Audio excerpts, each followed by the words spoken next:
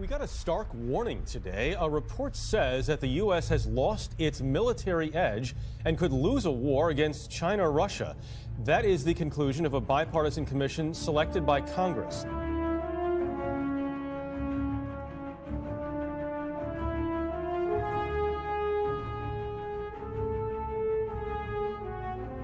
So explain, how do we get to this stage, Michael? Really two main developments, one abroad and then one at home. The one abroad is that our main competitors, and we're really talking about China and Russia here, have for some time been investing in fighting a conventional war while we've been mired in 17 years of counterterrorism, counterinsurgency, non-conventional war. So we have not kept up. The other is a development here at home, which is the Budget Control Act of 2011, sequestration, which significantly cut defense spending and put those two things together, and they brought us to this place. President Trump meeting with the wife of U.S. recognized Venezuelan President Juan Guaido at the White House. This is tensions, violence, poverty, and a 91% blackout blanket the socialist country. Trump today told Russia in no uncertain terms, back off of Venezuela. Watch. Mr. President, what sort of complications does the Russian involvement now pose? Russia has to get out. What's your next question? You just said Russia needs to get out. Have you in any way communicated that through Mr. Bolton or through your representative at the United Nations? They know very well. They know very well. General, 5 words. Russia has to get out. I love it. The eloquence is wonderful. But what was missing was the or else. Or else what? What I think is happening here is the Russians are buoyed by the successful Syrian intervention by their military to prop up the Assad regime. But what is stunning is this is the Western Hemisphere. This is South America. This is our backyard.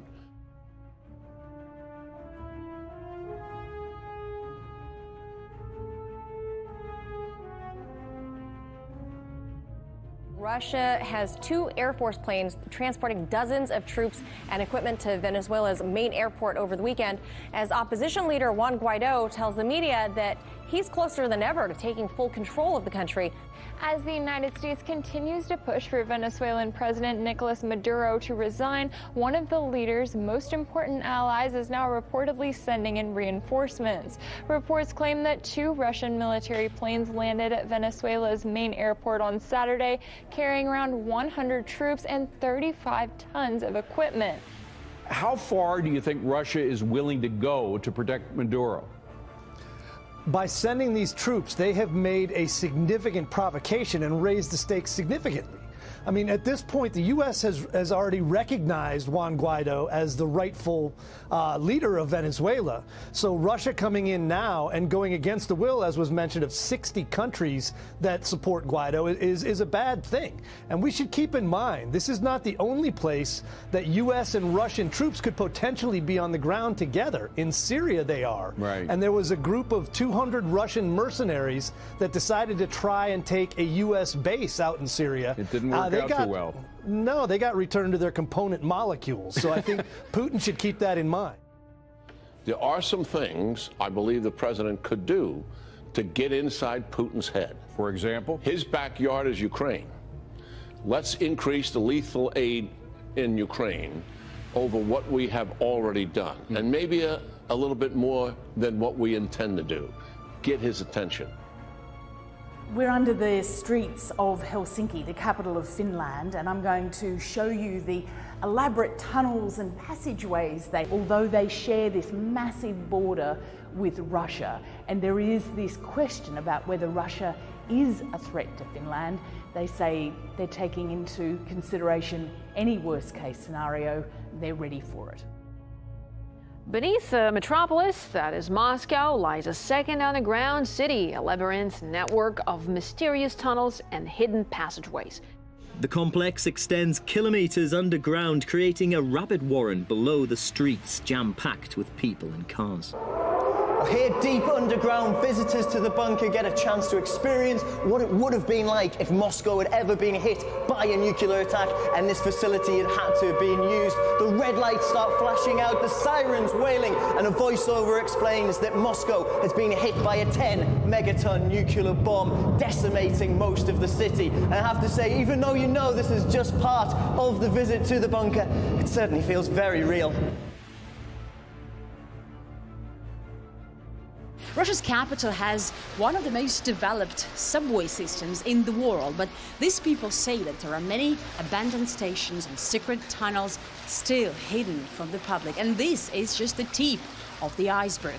They claim that there are from 6 to 12 layers in Moscow's underground to explore. One of the most famous secrets, or just rumors, is the private subway that Soviet leader Joseph Stalin built, which reportedly runs to different locations, including Kremlin, and stretching far beyond Moscow.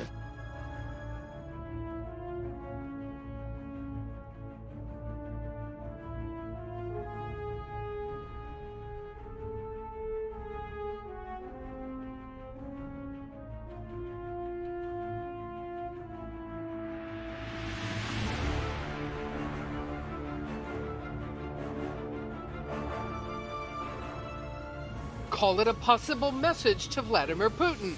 The U.S. military can quickly deploy to Europe to stop Russian aggression. In just the last few days, 6 B-52 bombers, the Air Force's nuclear-capable bomber, arriving in the UK. 1,500 army troops suddenly in Europe on short notice. Tonight, new signs the Kremlin might be moving nuclear-capable forces to its bases right on NATO's doorstep. Just as Russia celebrates 5 years since the annexation of Crimea, Moscow confirming it recently flew Tu-22 M3 bombers over the Black Sea. 2 lawmakers claiming the planes are now based there. The head of the parliament's defense committee stating, quote, "The deployment of U.S. missile defense in Romania was a serious challenge," in response to which the Russian Defense Ministry decided to deploy squadrons of long-range Tu-22 M3 missile-carrying bombers in Crimea. This step radically changed the balance of forces in the region. The lawmakers and Russian official press agencies later reversed course and denied that the Tu-22 M3 bombers or the nuclear-capable Iskander-M medium-range missile system were ever deployed to Crimea. The Pentagon has stepped up its military exercises to counter Russia, and Moscow clearly is not happy. They will always take any kind of deployment of U.S. forces to Europe in a very negative way, and they will be very verbal about it. They will message it, say that it's a threat to Russia. They have always done this. Putin has stepped up his provocations in recent months, ramming a Ukrainian ship, and the U.S. has reacted consistently, sailing ships and flying aircraft in Europe and Asia, where Russia operates. But the top U.S. commander in Europe says it doesn't appear to be working. I'm not comfortable yet with the deterrent posture that we have in Europe. When you look at the both the building capability and the modernization of the Russian forces that we face there. And then finally, of concern is my intelligence, surveillance, and reconnaissance capacity, given that increasing and growing threat of Russia.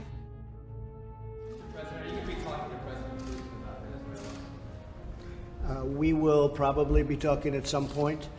We're looking at Venezuela. Venezuela right now is a big fat mess. The electricity's gone, power's gone, fuel is gone, gasoline for cars is gone. They have a lot of electric cars. That's all gone because they have no they have nothing. What a job. When we talk about socialism, take a look at Venezuela. So I'll be talking about to a lot of people. Perhaps President Putin, perhaps President Xi of China. In his rally last night, the president told, among other things, Russia to get out of Venezuela.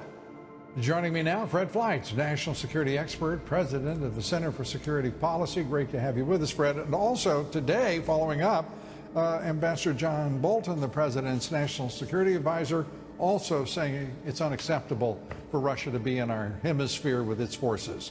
Your reaction? Well, that's exactly right, Lou. And, you know, the president and Ambassador Bolton are men of their word. When they say this to Russia, you can be sure there's going to be consequences. And I imagine that there's been some fairly intense discussions behind the scenes between U.S. officials and Russian officials and Chinese officials. A federal panel warned of a national blackout in the form of an EMP, an electromagnetic pulse. The presidential panel on Thursday, it says, called for immediate attention to the imminent threat of a national blackout, lasting possibly 6 months from a terrorist or solar attack on the nation's electric grid.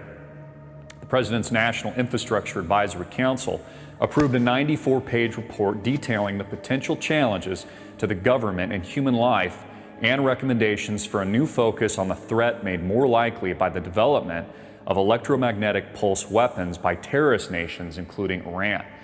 Now, I'm going to stop there and pause for a minute. This is very important because it appears that John Bolton, who I've met with personally a few different times over the years, is preparing, along with the Trump administration, for war in Iran. This is one of the reasons why they've been pulling out of countries like Afghanistan and Syria, because what they're really doing is repositioning our troops so that there is a event, I'll just say that, in the near future.